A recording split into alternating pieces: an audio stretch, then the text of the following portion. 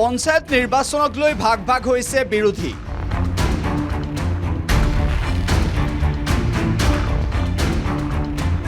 এটা মূৰত কংগ্ৰেছ, আনটো মূৰত অখিল গগৈ। ইতিমধ্যে বিসম্বাদ তুংগত হৈছে কংগ্ৰেছ আৰু ৰাইজৰ দলৰ মাজত। কেৱল সিমানেই নহয়, 2026 চনৰ বিধানসভা নিৰ্বাচনতো মিত্ৰতা নোহোৱাৰ ইংগিত দিছে দুয়োটা দলে। ভূপেন বৰা, গৌৰৱ গগৈয়ে ইতিমধ্যে ইংগিত দিছে। একে ইংগিত দিছে দেৱব্ৰত শইকীয়ায়ো। একলা চলো নীতিৰে কংগ্ৰেছে পঞ্চায়ত নিৰ্বাচন খেলিবলৈ সাজু হৈছে। কেৱল সিমানেই নহয়, কংগ্ৰেছে বাকী দলবোৰক বাদ দি অকলে নিৰ্বাচনত প্ৰতিদ্বন্দ্বিতা কৰিবলৈ যিটো সময়ত সাজু হৈছে, সেই সময়ত কংগ্ৰেছে পাহৰি গৈছে কংগ্ৰেছৰ শেহতীয়া নিৰ্বাচনৰ ফলাফল। উপ নিৰ্বাচনত ছুপাৰ ফ্লপ হোৱা কংগ্ৰেছে এইবাৰ দম্ভালি মাৰিছে পঞ্চায়ত নিৰ্বাচন অকলেই খেলাৰ। পঞ্চায়ত নিৰ্বাচনলৈ আমি ইতিমধ্যে অকলে অনুভৱ কৰিছোঁ যে যিদৰে ডিলিমিটেশ্যন কৰা গ'ল, নিৰ্বাচনী আয়োগ দ্বাৰা যিদৰে ডিলিমিটেশ্যন কৰা গ'ল, ইয়াৰ লৈ তৃণমূল পৰ্যায়ৰ মানুহখিনি যথেষ্ট অসুবিধা পাইছে।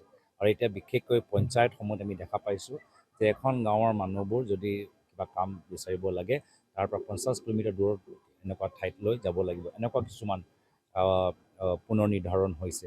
এই ডিলিমিটেশ্যনৰ ক্ষেত্ৰত যে নিৰ্বাচন আয়োগ কোনো যে কৰিব নোৱাৰিলে, নিমাত হৈ থাকিলে, ইমান যে মানুহৰ লগত অন্যায় হ'ল, অত্যাচাৰ হ'ল,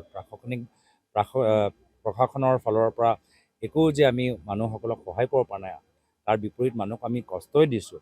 এই ক্ষেত্ৰত আমি লোকসভা নিৰ্বাচনত দেখা পালোঁ, কিন্তু লোকসভা নিৰ্বাচনতকৈ তুলনাত আমি পঞ্চায়ত নিৰ্বাচনত আমি দেখা পাইছোঁ যে মানুহে এই সমষ্টি পুনৰ নিৰ্ধাৰণ হৈ যোৱাৰ পিছত কিমান অসুবিধাত পৰিছে।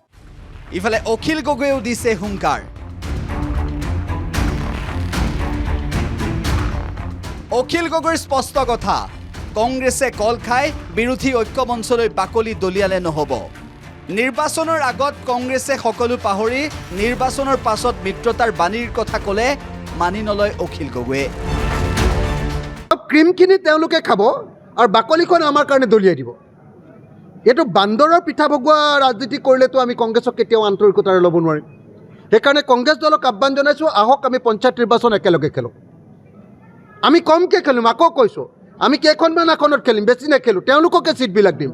কিন্তু একেলগে যদি খেলোঁ, 2026 কাৰণে আমাৰ একতাটো পূৰ্ণাংগ হ'ব। আমি একদম দৃঢ়ভাৱে আমাৰ একতা বৃদ্ধি কৰিব পাৰিম। মই সেইকাৰণে সকলোকে ঐক্যবদ্ধকৈ 2025 চনৰ পঞ্চায়ত নিৰ্বাচনটো 16টা বিৰোধী ৰাজনৈতিক দলক ঐক্যবদ্ধভাৱে খেলিবৰ কাৰণে আহ্বান জনাইছোঁ। আৰু কংগ্ৰেছক কেৰামতালি নকৰিবৰ কাৰণে, নাটক নকৰিবৰ কাৰণে, আৰু নাটক কৰি ইলেকশ্যন বেলেগকৈ খেলি তাৰ পাছত একতাৰ বাণী নিবিলাবৰ কাৰণে মই কংগ্ৰেছক আহ্বান জনাইছোঁ। আৰু এনেদৰে এতিয়া বিৰোধীৰ মাজত লাগিছে তৰ্কাতৰ্কি, তীব্ৰ বাকযুদ্ধ।